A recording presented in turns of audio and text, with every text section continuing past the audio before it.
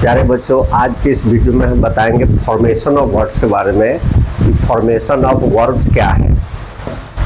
Formation FORMATION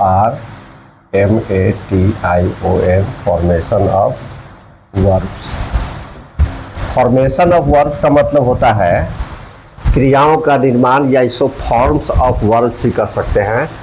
forms of verbs यानी क्रिया को 5 रूप में बांटा गया है, V1, V2, V3, V4 and V5। तो क्या है, जरा एक नजर डालते हैं इस पर। V1, V2, V3, V4 and V5। जैसे एक वर्ड हम लिखते हैं गो, इसका दूसरा रूप हो जाएगा वेंट, तीसरा रूप होगा गॉन, चौथा रूप हो जाएगा गोइंग और 5वां रूप हो जाएगा गोज।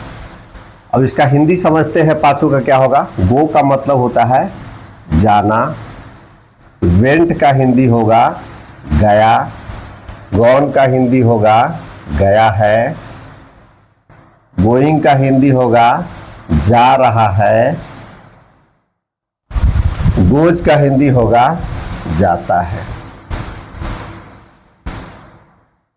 एक चीज समझना है, क्रिया जब अपने असली रूप में रहता है तो हमेशा प्लूरल फॉर्म में रहता है। उसको सिंगुलर बनाने के लिए उसमें SAIS जोड़ना पड़ता है।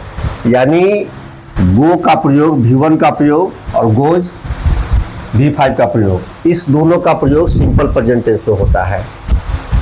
इस वेंट का यानी V2 का प्रयोग होता है सिंपल पास्ट में, सिंपल पास्ट केवल एस में, बाद बाकी सब में इसका प्रयोग किया जाता है। गॉन का प्रयोग होता है प्रेजेंट परफेक्ट में और पास्ट परफेक्ट में, और इसका प्रयोग जो है रहा रही जो भी है, रहा है, रहा था, चौथे रूप जैसे present perfect continuous, past perfect continuous, future perfect continuous, या present continuous, past continuous, future continuous, इसका प्रयोग किया जाता है। उसी तरह से अगला है प्ले, इसका V2 हो जाएगा played, V3 played, V4 playing, V5 pledge. ये मैं पांचों लिख दे रहा हूं, लेकिन याद रखना है सबसे इंपॉर्टेंट इसमें 1, 2, 3 V1, V2, V3 है। चौथा में ING जोड़ देना है और 5वां में SAIS जोड़ देना है, लेकिन कहीं कहीं लेटर डबल हो जाता है, उसका भी ख्याल रखना है। अब इसी तरह से इसका रूप चलेगा। प्ले का मतलब हो जाएगा खेलना, प्लेड का मतलब होगा खेला, प्लेड का मतलब हो जाएगा खेला है, प्लेइंग का मतलब होगा खेल रहा है, और प्लेज का मतलब हो जाएगा खेलता है। अब अगला कोई भी वर्ब जब लिखा जाएगा तो उसका हिंदी नहीं बताया जाएगा, क्योंकि सब का रूप इसी तरह से चलता है। जैसे एक वर्ड देता है ईट, इसका दूसरा रूप एट होगा, तीसरा रूप हो जाएगा इटेन, चौथा रूप हो जाएगा ईटिंग, और 5वां रूप हो जाएगा इट्स। खाना, खाया, खाया है, खा रहा है, खाता है।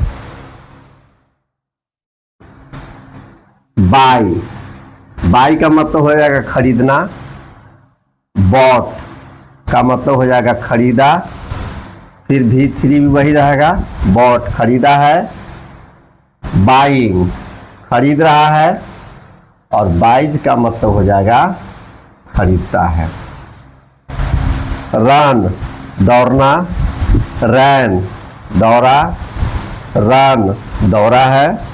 V1 और V3 एक ही जैसा है। रनिंग RUNNING, रनिंग दौड़ रहा है, रन्स दौड़ता है। अब यहाँ पर NN यानी डबल N क्यों आया, इस पर जरा हम डिस्कस कर लेते हैं। कोई भी वर्ड जब एक सिलेबल का हो, लास्ट लेटर अंतिम लेटर कॉन्सोनेंट हो और उससे ठीक पहले कोई वॉवेल हो, तो ING जोड़ते समय अंतिम कॉन्सोनेंट डबल हो जाता है।